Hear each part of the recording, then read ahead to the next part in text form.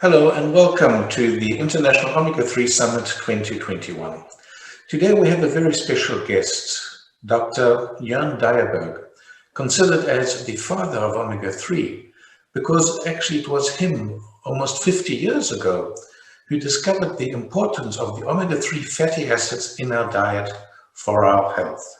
Welcome, Dr. Dyerberg. Thank you. I'm glad to assist you. Okay, so let me first introduce you, Dr. Dyerberg. You are often referred to the father of omega-3, and you underwent your physician training at the Aarhus University in Denmark. Dr. Dyerberg received his doctorate in 1973 on a thesis on lipoproteins in blood. He's a specialist in the clinical chemistry and has been chief physician and chief medical officer at various laboratories in Denmark. He is Professor Emeritus in Human Nutrition at the University of Copenhagen and holds several honorary positions, for example, Honorary Doctor at the University of Tromsø in Norway. He is past president of the International Society for the Study of Fatty Acids and Lipids, known as ISFAL, and he was appointed as a living legend by the International Union of Nutritional Sciences in 2013. He was honored with the prestigious Nutrition Business Journal Lifetime Achievement Award in 2014. Jorn Dyerberg was one of the pioneers in the discovery of the occurrence of polyunsaturated fatty acids, especially omega-3 fatty acids, in our food, and in the announcement of their beneficial health effects. His work opened up a whole new field of research that has grown enormously since the first scientific publications in the 1970s. Together with his fellow countryman, Dr. Bang, he demonstrated the unique physiological effects of polyunsaturated fatty acids belonging to the omega-3 series found almost exclusively in marine animals. He and his colleagues made their discoveries while studying the eating habits of Greenland Inuit Eskimo population, and they were the first to theorize that the rarity of coronary heart disease among the Inuits could be due to the eating habits and high intake of omega-3 fatty acids. Since then, thousands of scientific publications have been published supporting this theory. Current nutritional recommendations from health authorities around the world reflect these scientific discoveries and recommend people to eat more fish and/or fish supplements in order to increase the omega-3 fatty acid concentration in the blood. Dr. Dyerberg has more than 400 publications in national and international journals, mainly concerning blood lipids, omega-3, polyunsaturated fatty acids, the blood coagulation system, trans fatty acids, and prostaglandins. Important to note, Dr. Dyerberg is not only the father of omega-3 fatty acids, he has also done tremendous work in discovering the trans fatty acids in our diet and their negative health effects on our bodies. Okay, so between 1970 and 1982, you were participating in at least 5 different scientific expeditions to northwest Greenland, where you studied the association between fish oil intake and the coronary heart diseases found in the Inuit populations. Could you please take us back to that time and let us know how everything began? That's a long story, but I'll try to do it as short as, but it's an interesting and fun story because, as you said, I had the privilege of introducing a new aspect in human nutrition, the concept of long-chain omega-3 fatty acids and their health effects. And this story, which is now a huge story with thousands of publications, started with an editorial in the Danish Medical Journal in May '69. Where the editor pointed at the difference in disease incidences between our co-inhabitants in Greenland and the Danish population in Denmark. At that time, Greenland was a part of Denmark. So our co-citizens in Greenland had another disease morbidity pattern than the Danes in Denmark. And among these were a much lower rate of coronary heart disease, which at that time increased dramatically over all the Western world. it has peaked now, but that's another story. And the Jorn said it's an obligation for Danish doctors to describe and find out maybe why is it so. And my chief head of staff at the laboratory I was at in Aalborg at that time, Dr. Bang, came into my office and said, Dr. Dyerberg, at that time we were on third person. Dr. Dyerberg, you're doing your thesis work now with making a new method for determining lipoproteins in plasma. We'll go to Greenland, see if we can get money to that, and go up and find out whether we can deduce why they have this low incidence of coronary heart disease. At that time, the only risk factor we knew of was actually elevated plasma or serum cholesterol. Mm-hmm. Today it's peanuts, but I think we managed to collect $5,000. Okay. So with that, we went 3 persons to Greenland for 8 weeks.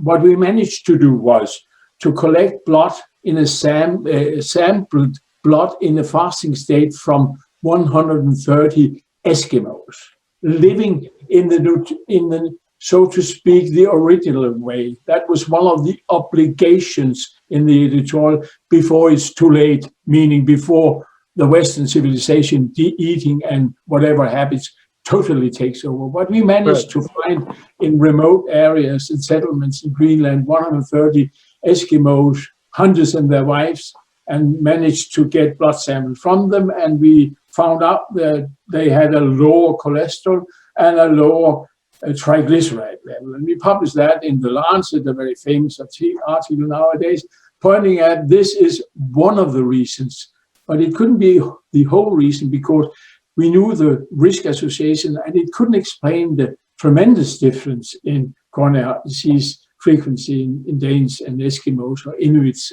as they like to be called now.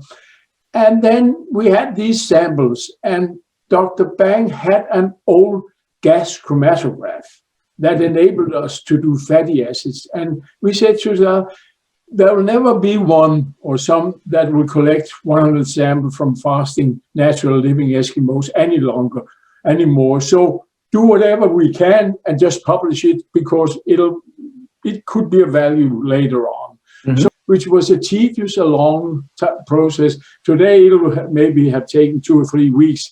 At that time, it took us 2 years of hard work from 8 morning to late evening. But nevertheless, when the tracings began to come up, there were 2 new peaks we hadn't seen before.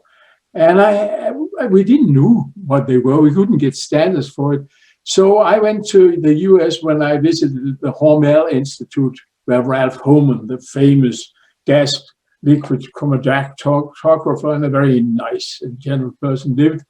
And he looked at the tracing and said, Jorn, these 2 are icosapentaenoic acid and docosahexaenoic acid. And I said, say it again.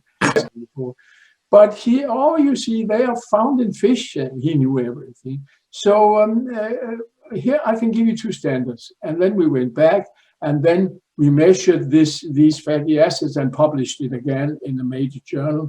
And then came results that gave a Nobel Prize, pointing at that from omega-6 fatty acids, arachidonic acid, could be generated prostaglandins, thromboxane, and prostacyclin that regulated blood clotting. Mm-hmm. Thromboxane promoted clotting, prostacyclin inhibited clotting.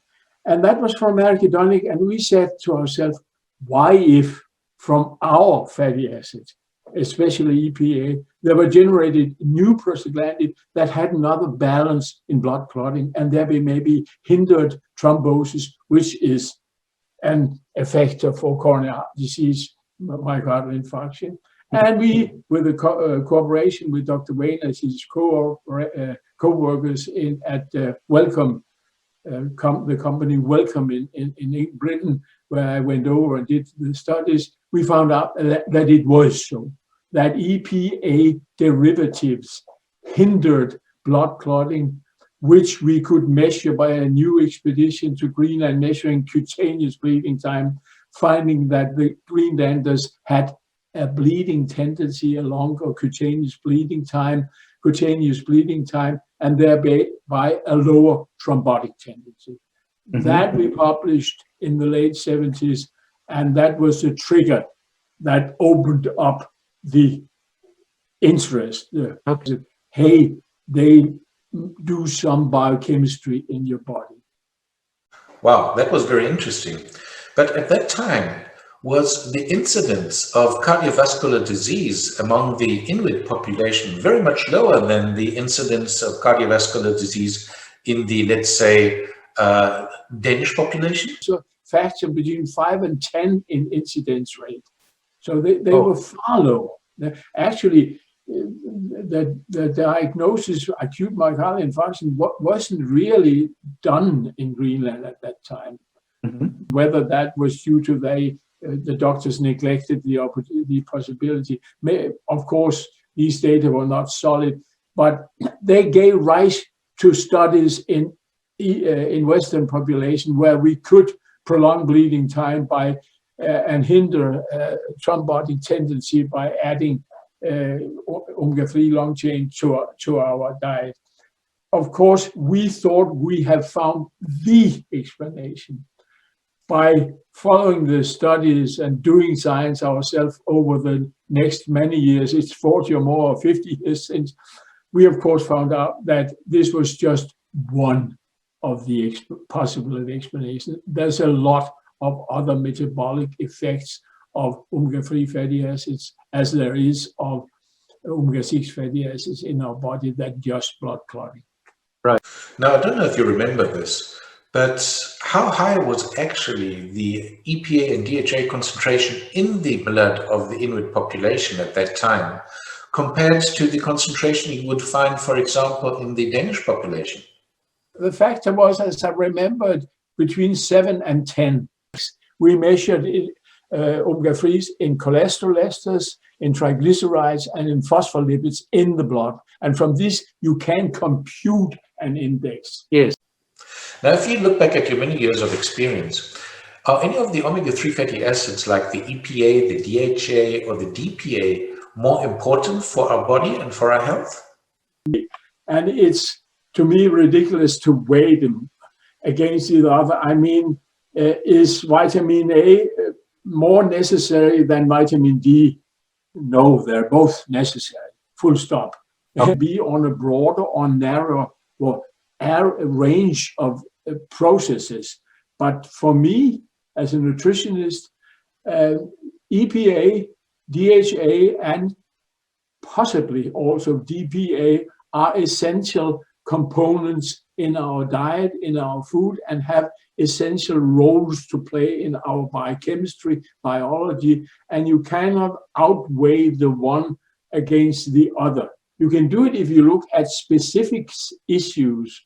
Triglycerides, are the one a bit better than the other to lower triglycerides? Yes, it is, but then again, in our brains, the only long chain we find is DHA. But if you look at the association between the fatty acids and depression tendency, it's EPA that comes up with the highest relation. So biology isn't that simple. Yes, I tend to agree. You know, in the past I had discussions with many professionals in this field, and some of the professionals claim that the DHA might be better than the EPA because DHA can be converted by a body back into EPA, as EPA is only converted back to DHA in a very, very small ratio. But I generally do agree that our body needs all of them. Yes, you're right. You should. Of course you should. And again, I've heard this, is vitamin D more important than vitamin A? No, they're both important. Full stop. Is EPA more important than DHA or vice versa? No, they're both important. Yeah. There are some drug producers that do not agree, but that's their business. That's not science. Yes. I agree. It goes very strongly into marketing and to pure business interests over there. Yes. Okay, so let's come to a new question now. As you know, in our daily food, the omega-3 fatty acids usually appear in the form of triglyceride. But if we go to the food supplements on the market and also to the pharma drugs, well, you have different forms. So you have also the triglycerides, but you also have, for example, ethyl esters, and also in some cases free fatty acids. What is your opinion on these three different forms of omega-3 fatty acids?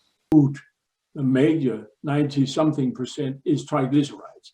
So we get the major part of our fatty acids, also the essential fatty acids, the omega-6 and the omega-3 family, from triglycerides in our diet. And taken as a meal, 95% of triglycerides are absorbed. So when a dealer says our product is 10 times more absorbable than triglycerides, then he has to say that it is absorbed by 950%, which is a generation of fatty acids in the intestine. Well, it's just ridiculous. But I said in a meal, because when you have to absorb fat, you have to have it in an amount that triggers the enzyme production, the fatty acid, the acid production in the ventriculum, in the gut, and the absorption process initiated by a certain amount. So along with the meal, I take that triglycerides are just fine. And of course, their derivatives, mono or diglycerides and free fatty acids, which are products that are generated in the intestine on the normal absorption, is just as good. The only that form that doesn't absorb that well is ethyl esters, because our lipases in the intestine for splitting the component does not fit well with the ethyl ester form. So the ethyl ester is something lesser absorbed, but then you just have to eat some more. Yes, well, it's amazing then to actually think that the only so far approved pharmaceutical drugs, omega-3 pharmaceutical drugs like Lovasa or Macoa or Vasepa, are actually all in the ethyl ester form, right? So they are all in the, if you like to say, in the not so bioavailable form. That's again because you can up concentrate it in that form. So you get a higher amount per gram than in other forms, say for a lower, partly lower absorbability. So yeah. Yes, although, you know, I come out of the production. I've been working over 30 years on the production of highly concentrated omega-3 fatty acids. And there is a way of reconverting the concentrated ethyl ester form back into the triglyceride form. That is usually called the reconstituted triglycerides, or RTGs. Now, truth is, it is an additional production step which makes the product a little bit more expensive, roughly around 20%. However, with respect to bioavailability and quality of the product, I think it's really worth it. There is a possibility to offer high concentrated omega-3 products, supplements, in a high bioavailable form. But then the product needs to be reconverted. So first of all, concentrated in the ethyl ester form, and then reconverted to the RTG form.